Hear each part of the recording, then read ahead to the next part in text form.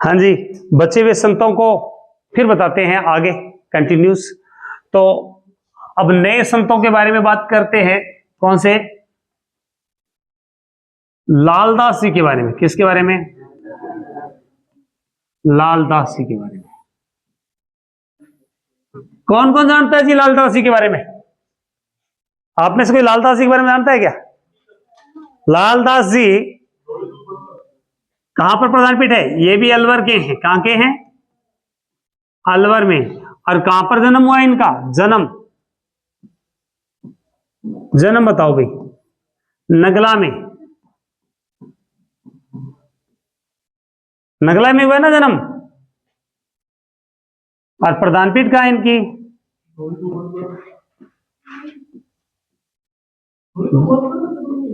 है दौड़ी दूब में। और दौड़ी दूब कहां है? अलवर में। इनकी प्रधानपीठ है दौड़ीदूब अलवर के अंदर। ये बहुत ही सिंपल आदमी थे, लकड़हारे का काम करते थे। किसका? ये लकड़हारे का काम करते थे। तो यानी कि क्या काम करते थे ये? लकड़हारे का काम करते थे। जाति कौन सी थी इनकी? जाति बताइए भाई। ये मेव जाति के थे। किस जाति के थे? ये मेव जाति के थे। आवाज नहीं भाई। लकड़हारी का काम करते थे और जाति कौन सी थी? मेव जाति के थे। इनके गुरु का नाम क्या है? गद्दन चिश्ती। क्या नाम है इनके गुरु का? नाम है गद्दन चिश्ती। गुरु का नाम। इनके पीछे बड़ी लंबी चौड़ी कहानियां हैं, लेकिन वो तो नहीं बताऊंगा आपको कहानियां। गुरु गद्दन चिश्ती थे। कौन थे? इनके गुरु का नाम क्या था? गद्दन चिश्ती थे। इनके यहां पर जब शिष्य बनाया जाता तो क्या परंपरा है पता है आपको? यहां पर है जब शिष्य बनाया जाता है तो उसकी परंपरा के बारे में बताता हूं मैं आपको। परंपरा कि आपने कहा जी मैं तो लालदास जी का अन्यायी बनना हूं। क्या बनना हूं? आपको पता है इनका कौन सा संप्रदाय चलाया इन्होंने? लालदासी संप्रदाय। कौन सा था? तो यहां पर तो यदि लालदासी संप्रदाय चलाया इन्होंने, लालदासी आज भी चल रहा है ये लालदासी संप्रदाय। यदि आप जाते हो और गुरु मंत्र लेते हो, आप कोई शीर्षा गया है? धन दस गुरु तेरे आसरा। किस किसने गुरु मंत्र ले रखा है? अच्छा, गुरु मंत्र ले रखा है। आप लोगों को पता है वहां पर गुरु मंत्र कैसे लिया जाता है? पता है किसी को? वहां पर गुरु जी हैं, वो ऊंचे स्टेज पर बैठते हैं, चारों तरफ कनात लगा दी जाती है और गुरु मंत्र दिया जाता है। उनसे 3 वचन भरवाए जाते हैं कि आप वो 3 काम नहीं करने, वो उनको बताए जाते हैं। फिर गुरु मंत्र ये भी कहा जाता है किसी को बताना नहीं होता। वास्तव में गुरु मंत्र बताना नहीं होता। राधा स्वामी डेरे में जाते हैं तो वहां पर जो मैच्योर एडल्ट हो गया है और जिसकी शादी हो गई है, उन लोगों को पहले परीक्षा ली जाती है कि भाई ये नाम दान के काबिल है या नहीं है। उनको गुरु मंत्र दिया जाता है। यहाँ पर भी ऐसी ही परंपरा है। क्या परंपरा है? कि यदि आप जाओगे और कहोगे जी हमने आपका गुरु मंत्र लेना है, तो गधे पर बिठाएंगे आपको और आपका मुंह काला करेंगे। इन करेंगे, मुंह काला करेगा। आपके जूतों की माला डालेंगे और गधे पर ऊपर बिठा देंगे और बैक साइड में मुंह कर देंगे और गधे के पूंछ के पटाखे बांध देंगे ऐसे आपके पीछे। मैं तो ऐसे मजाक कर दी, पूछ के पटाखा तो नहीं मानते, भगाते हैं तो गांव वाले देखते हैं, हंसते हैं। यदि आप उस पीड़ा को सहन कर गए, इसका मतलब यह है कि आपको किसी प्रकार का अभिमान नहीं है। और अपने जैसे को तो गधे पर बिठा दे और किसी ने अपने पर हंस दिया तो डांग लेके उसको मारने के लिए जाएंगे, तो किसे तना काटूंगा। जीवन के अंदर जब इंसान का अंदर का शैतान जग जाए, अहंकार, अहंकार बड़ा खतरनाक चीज होती है।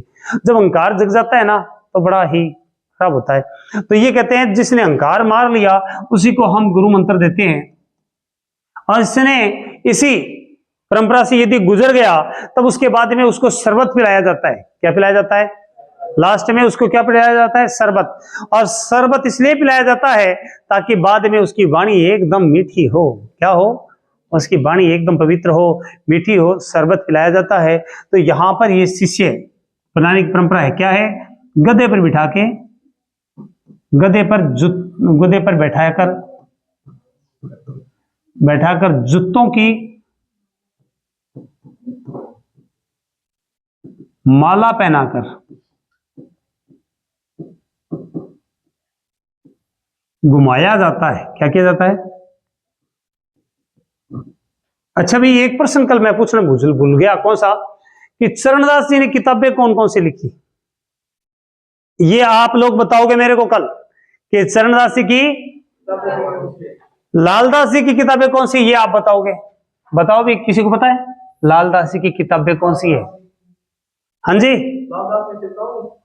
बिल्कुल, बहुत इंपॉर्टेंट है, ये भी आपको पढ़नी चाहिए। इन्होंने किताब लिखी थी लालदास जी की चेतावनी। कौन सी? इनकी पुस्तक कौन सी है? लाल दास जी की चेतावनी। कौन सी है ये किताब? है कौन सी है? लालदास जी की चेतावनी। कौन सी है? इनकी पुस्तक का नाम क्या है? लालदास जी की चेतावनी किताब है, और ये आप सभी को पढ़ना चाहिए। और आपको एक और बताता हूँ बात इन्हीं से संबंधित। कुछ लोग इनके बारे में बताते हैं, कुछ और के बारे में बताते हैं कि माना जाता है कि लकड़हारे थे, तो लकड़हारे में एक दिन लकड़ी काट रहे थे। क्या कर रहे थे? ये लकड़ी काट रहे थे, और ये कहते हैं कि अकबर बादशाह इनके पास में आया, और जंगल में वो इधर उधर चलते फिरते गुम हो गए। अब उसके बाद में प्यास लगी थी अकबर बादशाह को, तो अकबर बादशाह ने कहा किवेदंती है भाई, ओरिजिनल मत समझना कि कहीं पर आप कह दो कि जो किताब में लिखी हुई है। क्या मैंने जो सुनी इनके बारे में वो बात आपको बता रहा हूं। तब उसके बाद में अकबर बादशाह ने इनसे पूछा, ये लकड़ी काट रहे थे, बोला कि भाई पानी है क्या? बोला हाँ है। तो नीचे उतर कर पानी पिला दिया। बोला ठीक है, तू जानता है मैं कौन हूं? नहीं, मैं अकबर बादशाह हूं। तो ये जंगल आज के बाद में तेरे को दे दिया। तो बोलते हैं कि चंदन का वन था। उन्होंने सोचा मन में, क्या है जंगल, आज तक मैं इनके जंगल में से लकड़ी काट रहा था, मैं मेरे जंगल में लकड़ी काटूं, अंतर क्या आया? अंतर तो कुछ नहीं आया। पहले भी मैं लकड़ी को काट के जला के कोयले बना के बेचता था, अभी मैं यही करूंगा। दिमाग नहीं होता राजा रजवान के पास। और कई 2-3 साल निकल गए, अकबर बादशाह से दोबारा मुलाकात हुई। थी, अरे तू अभी लकड़ी काट रहा है? बोले जी ये महाराज माफी चाहूंगा, अंतर क्या आना था, पहले मैं मेरे आपके जंगल में से लकड़ी काटता था, मैं मेरे जंगल में से लकड़ी काट के कोयले बना के बेचता हूं, अंतर क्या आना था?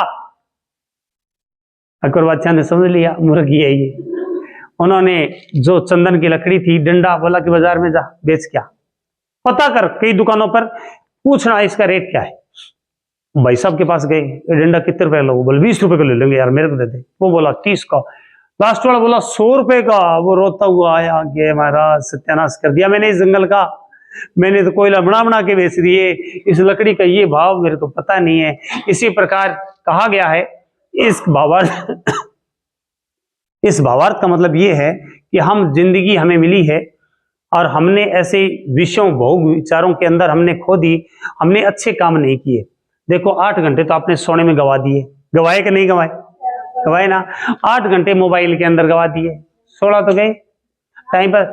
ऐसे बातों में गवा दिया, कल्पना में गवा दिए, कईयों ने क्या नाम है, कोई पिक्चर देखने में गवा दिया, किसी ने यहाँ पर आंखें ठंडी करने के लिए इंदिरा वाटिका में बैठ जाता है तो यहाँ पर गवा दिए, कोई किसी में गवा दिए, किसी ने किसी में गवा दिए, यानी अपने सारे उठपटांग कामों में गवा दिए। आप देखो कोई भी कोचिंग क्लास में एक कोई कोचिंग वाला कहता है मेरे इतने बच्चे पास हो गए, झूठ बोलता है। 2000 बच्चे, यदि 20 का सिलेक्शन हो गया तो क्या बड़ी बात है, सबका क्यों नहीं हुआ? इसका मतलब ये हुआ कि क्लास में जितने भी बच्चे हैं ना, जितने भी बच्चे हैं, जिसने एक एक सेकंड का हिसाब रखा है, समय को बर्बाद नहीं होने दिया, वो तो हो गया कामयाब। और जिसने समय को बर्बाद किया वो खुद बर्बाद हो गया। यही तो बात ये संत महात्मा कहते हैं कि 100 साल की उम्र गुंगो, 100 साल में 12-13 साल तक तो हमें पता ही नहीं होता करना क्या है। 50% उम्र सोने में गवा दी, एक रात होती, एक दिन होता है, रात को सोने में गवा दी, और दिन में पार्टी अटेंड की, मोबाइल अटेंड किया, और उठपटांग कार्य किए, उनमें बिता दिया। अब हमारे पास थोड़ी सी जिंदगी बची है। हम यहां पर क्यों आए पृथ्वी पर? हम इसलिए आए, क्यों आए? पहला प्रश्न ये आया कि रोटी खाओ और निकालो, रोटी खाओ और निकालो, इसीलिए आए थे। हम इस धरती पर क्यों आए? कहां जाएंगे? भगवान का हमारे को यहां पर लाने का उद्देश्य क्या था, उसके बारे में बताइए। इसको जानने के लिए आपको मेडिटेशन, कोई पूर्ण गुरु को जानना और पूर्ण गुरु को पहचानना, और फिर उसके बाद में उसके द्वारा दिए गए गुरु मंत्र के ऊपर चलना। सभी लोग जो हैं वो अलग अलग प्रकार बताए हैं कि ईश्वर तक कैसे पहुंचा जा सकता है, उसको कैसे जाना जा सकता है, उसके बारे में। तो उम्मीद करता हूं ये समझ में आया होगा आपको। किसके बारे में बताया? लालदास जी। लालदास जी की प्रधान पीठ कहाँ है? धौलीधूप में है। कहां पे है? धौलीधूप कहाँ है? अलवर के अंदर है। लालदास जी के बाद के अंदर आता है कौन सा? जाम्बोजी महाराज।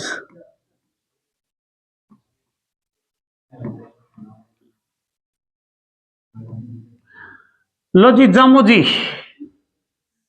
कोई बताएगा मेरे को कि जामोजी का जन्म कहां पर हुआ था? हाँ जी, जन्म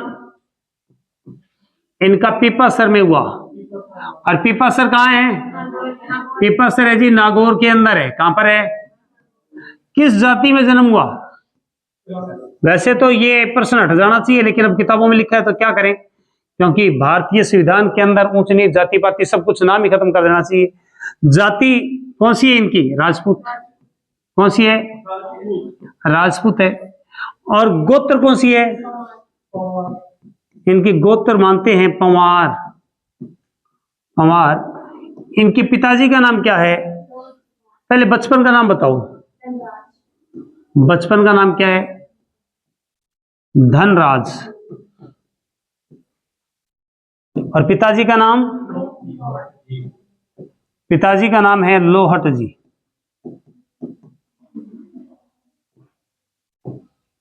और मां का नाम? मां का नाम है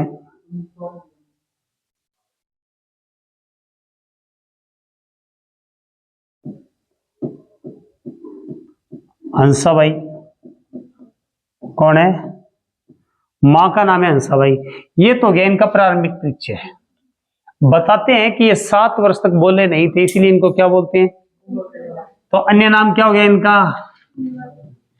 अन्य नाम गूंगा गेला। कौन सा है? गूंगा गेला अन्य नाम।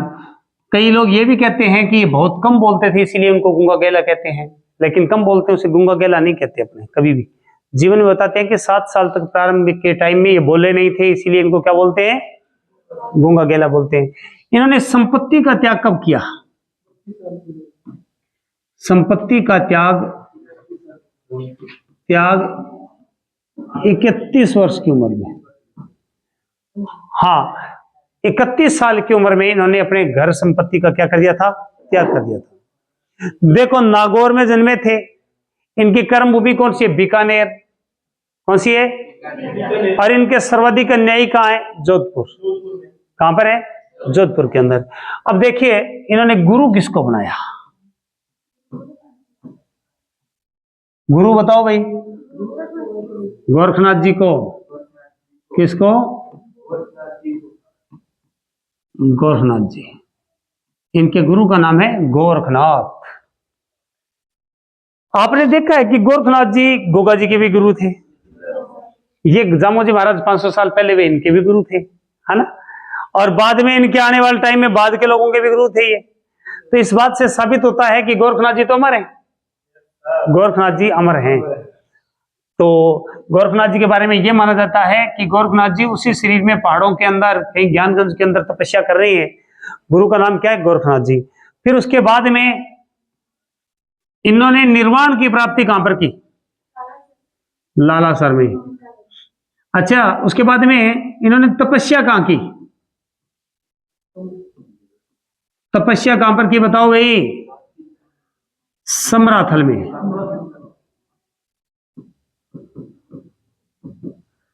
और उपदेश कहां दिया? ये भी समराथल में। उपदेश कहां दिया? समराथल में। और निर्वाण की प्राप्ति? निर्वाण की प्राप्ति लालासर में। कहां पे? लालासर के अंदर। सांथरी क्या है ये बताओ? सांथरी जहां पर बैठ के उपदेश देते थे उसे क्या बोलते थे? सांथरी। इन्होंने संसार को क्या कहा? क्या कहा संसार को? गोलकवास। क्या है? गोलकवास। क्या कहा संसार को? इन्होंने संसार को गोलकवास, यानी कि संसार गोलमाल है, सारा का सारा आता है और इस दुनिया से चला जाता है। अब मैं जामोजी महाराज के बारे में थोड़ा सा बता दूं कि बड़े बड़े राजा इनके शिष्य थे। दिल्ली का राजा सिकंदर लोदी इनका शिष्य था। मेवाड़ के महाराणा सांगा भी इनके शिष्य था। नागौर के जो राजा थे कौन, मोहम्मद खान नागौरी भी इनके शिष्य थे। मेड़ता के राव दूधा भी इनके शिष्य थे। जैसलमेर के जेत सिंह इनमें भी के शिष्य थे। और आपको पता है जेत सिंह जो जैसलमेर के थे, उन्होंने इन्हीं के कहने पर फलोदी के अंदर जम तालाब का निर्माण करवाया था। क्या करवाया था? जम तालाब का निर्माण करवाया था। इनको विष्णु का अवतार कहते हैं। किसका अवतार कहते हैं? विष्णु का अवतार कहते हैं। किसका अवतार कहते हैं? विष्णु का। इन्होंने सबसे पहले जो मंत्र दिया था, गुरु मंत्र दिया था, वो पुलो जी को दिया था। पुलो जी का नाम सुना है? पुलो जी को, उनको इन्होंने अभिमंत्रित जल पिलाया था, जिसको पाहड़ कहते हैं। क्या बोलते हैं? पाहड़ कहते हैं। जामो जी के बारे में एक बार इसका स्क्रीनशॉट ले लो या लिख लो, फिर उसके बाद के अंदर मैं आगे बताता हूं। कर दो। अब उसके बाद में जामो जी को विष्णु का अवतार कहते हैं। क्या बोलते हैं? विष्णु का अवतार। विष्णु का यदि संधि विच्छेद करें तो क्या बनता है? विष्णु। क्या बोलते हैं? विष और नो। जब भी तो इनके जो नियम है, सिद्धांत है, जामो जी के जो सिद्धांत हैं, नियम है, नियम कितने हैं इनके? नियम 29 नहीं है, 20 और 9 है।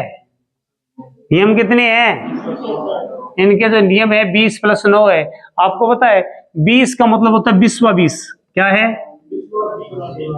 विश्वा 20। आपको पता होगा विश्वा 20 का मतलब है जो बिल्कुल हाथ पैरों का साबित है। कहने का मतलब ये तो एकदम विश्वा 20 है। अपने कहते हैं ना विश्वा 20 सोना है। एक बीघे में विश्वा कितने होते हैं? पक्के बीघे में विश्वा कितने होते हैं? 20 ही होते हैं। क्या होते हैं? 9 अपने आप में पूर्ण संख्या है। क्या है? 9 अपने आप में से देख लो, 9, 9 दूना 18, 9 तिया 27, 9 चौका 9 पंजा 6 निमा 7 निमा 8 निमा 9 निमा 10 निमा। अब देखो ये 9 है ना, 8 और 1 का योग भी क्या होता है? 7 और 2 का योग, ये भी 9, ये भी 9। सारे 9 बन रहे हैं कि नहीं? ये बताओ। 9 बन रहे हैं ना? कोई भी और पहाड़े के अंदर 9 बनते हैं क्या? देख लो आप, 8 का देख लो, 7 का देख लो, 7 और 2 7 14, 3 7 21, यहीं तक देख लेते हैं अपने। 4 और 1 5, 6 और 2 7, है ना? तो 8, सॉरी 7 और 4 3 7 21, 3 और 8 और 2 और 16, 3 8 24, 6 और 1 7, 4 और 2 6। एक जैसे नहीं आ रहे ना? इसका मतलब यहां पर ये 9 अपने आप में पूर्ण संख्या है। क्या है? 9 अपने आप में पूर्ण संख्या। जब भी तो अपने कहते हैं ना बड़ा ही सुंदर, भी अपने लड़के की शादी करते हैं, भूपी भाटी की जब शादी होगी तो क्या कहेंगे? बड़ा ही सुंदर नौजवान है। क्या है? अपने कहेंगे क्या? बड़ा सुंदर 99 जवान है, बड़ा ही सुंदर 1044 जवान है, बड़ा ही सुंदर 88 जवान है। ऐसे कहते हैं क्या? अपने कहते हैं बड़ा ही सुंदर नौजवान है, ऐसे बोलते हैं ना। इसका मतलब वो पूर्ण है। क्या है? वो पूर्ण है, इसीलिए अपने इसको बोलते हैं नौजवान। क्या बोलते हैं इसको? नौजवान बोलते हैं। तो इसका मतलब यहां पर ये है इसके बारे में कि यहां पर इसीलिए इन्होंने कहा था 20 और 9 नियमों का पालन करेगा वो विष्णु है। क्या है वो?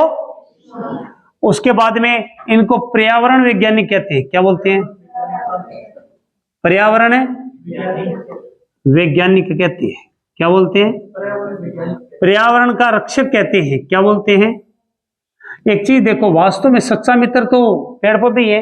यदि पेड़ पौधे धरती पर ना हो तो ऑक्सीजन नहीं होगी, ऑक्सीजन नहीं होगी तो हम जिंदा रहेंगे क्या? इसीलिए मनुष्य का सबसे पक्का जो मित्र है जिसके बिना हम नहीं रह सकते वो कौन सा है? पेड़ पौधा। लेकिन कितना बड़ा दुर्भाग्य, उसके बावजूद भी हम काटते हैं। कितने जनों के घर पे मनी प्लांट है? मनी प्लांट 24 घंटे ऑक्सीजन देता है। और अभी भी कई सारे बच्चों के घर पे 4 5 6 7 8 10 12 बच्चों के घर पे मनी प्लांट नहीं है। मनी प्लांट नहीं है भाई साहब। एक के घर के अंदर 5 मनी प्लांट लगाओ। जिस बेडरूम में रहते हो एक ही साइड में, एक साइड में, एक तो घर में लड़ाई नहीं होगी, एक घर में ऑक्सीजन की पूर्ति रहेगी, एक सकारात्मक वातावरण रहेगा। एक के घर में 5 6 मनी प्लांट लगाओ। मनी का मतलब ही श्वास है। हमारे पास में वास्तव में जो धन है वो कौन सा है? मनी, श्वास। श्वास किससे आता है? ये पर्यावरण वैज्ञानिक थे, ये 500 साल पहले ही इस बात को समझ गए थे। 500 साल पहले क्या समझ गए थे इस बात को? कौन है? जामोजी महाराज समझ गए थे। अब उसके बाद में पर्यावरण वैज्ञानिक थे, इनके सर्वाधिक अनुयायी कौन है? इनके सर्वाधिक अनुयायी कौन है? जाट। इनके सर्वाधिक अनुयायी जितने भी विश्नोई जिसको कहते हो, वो 20 और 9 नियमों को मानते हैं, इसीलिए उनको क्या बोलते हैं? बिश्नोई। बिश्नोई वास्तव में जाट ही है। बिश्नोई क्या चीज है? इन्होंने ये कहा जो 20 और 9 नियमों को मानता है हम उसी के साथ शादी करेंगे। आज से सैकड़ों साल पहले की बात है जब इन्होंने कहा, तो इसमें 99% जो लोग हैं वो जाट ही है। कुछ सुतार होते हैं, कुम्हार भी इसके साथ जुड़े होते हैं पहले में, लेकिन आपको बताऊं ज्यादा कौन है इसमें? 99% जाट है। इसीलिए उन्होंने जाटों को ये कहा कि भाई आपने पाड़ पी रखा है क्या? क्योंकि अभिमंत्रित जल को पीते हैं, उसको क्या बोलते? पाड़ है। तो चलो शादी नहीं करेंगे। इन्होंने अपने चारों तरफ क्या बना लिया? एक लाइन खींच दी। इसीलिए ये संप्रदाय कहलाता है। क्या कहलाता है? ये संप्रदाय कहलाता है। इसीलिए इन्होंने अपनी ही कैटेगरी के अंदर शादी करते हैं जिन्होंने भी पाड़ पी रखा। उस समय की बात है, उसे थे। आज सोचते वेपाड़ पी गए और बिश्नोई बन जाए तो संभव है? नहीं है। मेरे को पूरा तो पता नहीं है, लेकिन संभव है? शायद नहीं है। 20 और 9 नियमों को मानते थे। जैसे अभी मैं आपको एक सिंपल सी बात बताऊं, उदाहरण। धनधनु सुतरु तेरा ही आसरा डेरा सच्चा सौदा के अंदर एक जाम पिलाया जाता है जिसको बोलते हैं रूहानी जाम, और जो रूहानी जाम पी लेता है तो वो इंसा बन जाता है। क्या बन जाता है? वो नाम क्या लगाने लग जाता है? इंसा। मान लो जब 200 साल बीत जाएगी, जब हम नहीं होंगे, नई जनरेशन आ जाएगी, तो जब वो शादी करेंगे, हाँ भाई हम रिश्ता कर रहे हैं, इंसा है क्या तुम? मैं तो कौन नहीं, तुम इंसा हो? हाँ जी। तो इंसा क्या बन जाएगा? एक संप्रदाय बन जाएगा। क्या बन जाएगा? ऐसे ही तो बनते हैं जितने भी संप्रदायों का निर्माण होता है। वो इसी प्रकार आपने देखा होगा कि जी आप डेरा प्रेमी हो, हम तो अपनी लड़की की शादी नहीं करेंगे जो डेरा प्रेमी है, ऐसे कहते हैं ना। अभी तक तो ये चीज है, लेकिन जब जब आगे बढ़ता है 100-200 साल, जो गुरु महात्मा होते हैं, ये तो ये नहीं कहते भी ऐसा करो, लेकिन धीरे धीरे धीरे धीरे उसमें कट्टरता आने लग जाती है। यहाँ पर जो सर्वाधिक अन्यायी कौन है? जाट है। आज जाटों के साथ इनके रिश्ते नहीं होते। ये अपने आप को क्या मानते हैं? अलग जाति मानते हैं, जबकि अलग जाति नहीं है वास्तव में। तो ये एक संप्रदाय है। क्या चीज है? ये एक संप्रदाय है। अब उसके बाद में 20 और 9 नियमों को माना। उसके बाद में ये कहा गया, जो जामोजी है, इनके बहुत सारे जो राजा थे वे भी अनुयायी थे। कौन कौन से राजा? दिल्ली का राजा कौन था इनका अनुयायी? दिल्ली का, चल बीकानेर का कौन था ये बताओ? बीकानेर का, हाँ जी, अच्छा रौबी का हो गया, मंठा गोनी। दिल्ली के सिकंदर लोदी और जैसलमेर के जैत सिंह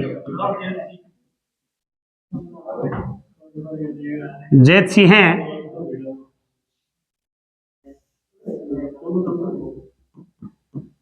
जैत सिंह जैसलमेर का, जिन्होंने फलोदी में क्या करवाया था?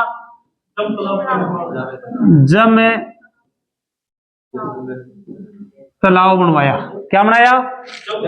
जम तालाब। कहां पर बनवाया? जैसलमेर के अंदर। इसके अलावा नागौर का इनका शिष्य कौन था?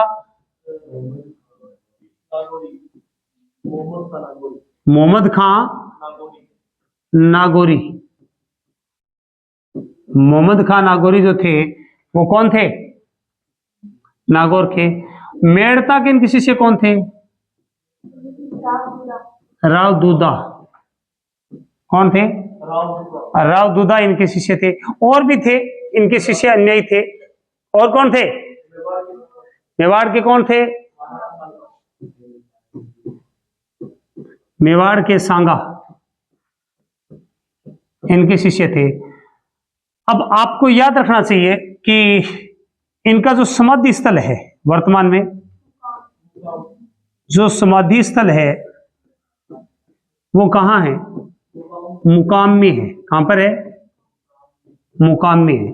क्यों है मुकाम? नागौर, जोधपुर और बीकानेर के सीमा के नजदीक है। क्या है? क्योंकि जोधपुर में इनके सर्वाधिक अनुयायी है। जोधपुर में क्या है? जोधपुर में इनके क्या है? इनके सर्वाधिक अनुयायी है। क्या है? जोधपुर में इनके सर्वाधिक अनुयायी है। उसके बाद में जन्म कहां पर हुआ? नागौर। तपोस्थली कहां है? बीकानेर के अंदर है। कहां पर है? बीकानेर में। तो जोधपुर में इनके अनुयायी है जो ये अभिमंत्रित जल पिलाते हैं।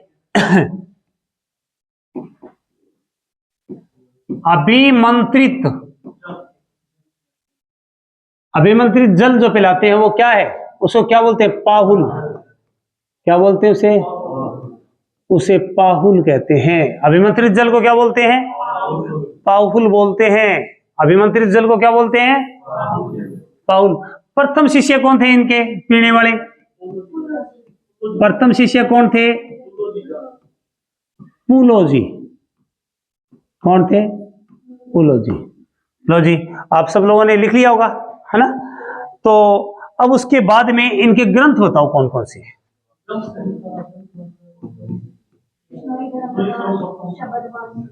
लो जी, शब्दवाणी और शब्दवाणी, जम संहिता,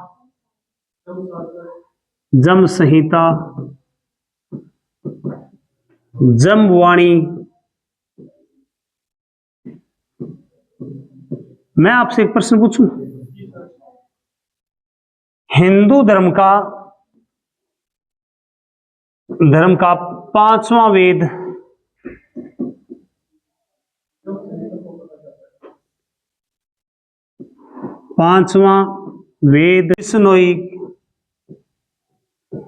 विश्नोई किसे मानते हैं? यह आपसे प्रश्न है। क्या है? हिंदू धर्म का पांचवा वेद विश्नोई लोग किस ग्रंथ को मानते हैं? मानते हैं क्या? ठीक। 19वां पुराण किसको बोलते हैं? और हिंदू धर्म का पांचवा वेद किसे कहते हैं? और ये विष्णु का अवतार है। किसके अवतार हैं ये? किसके अवतार है भाई? ये विष्णु का अवतार माने जाते हैं। पर्यावरण वैज्ञानिक कहते हैं। क्या बोलते हैं? अब आपको एक और प्रश्न पूछता हूं, इनकी मुख्य पीठें कितनी है? इनकी मुख्य पीठ कितनी है? उनके नाम बताओ। उनके नाम बताओ। ये आपसे प्रश्न है। आप इसका जवाब कमेंट बॉक्स में दे दोगे तो ठीक है, नहीं तो फिर मैं नेक्स्ट क्लास के अंदर आपको बताऊंगा। 8 पीठें हैं। कितनी पीठें हैं? 8 पीठें हैं। और वो कहां कहां पर स्थित है? कहां पर स्थित है? दूसरी बात, जो इसके अंदर जिसे अपने पंडित होते हैं, इनके भी जैसे पंडित होते हैं जो यज्ञ का काम करते हैं, वो कौन होते हैं? गायना। शादी भी करवाते हैं क्या भाई? शादी भी करवाते हैं। उन्हें क्या बोलते हैं?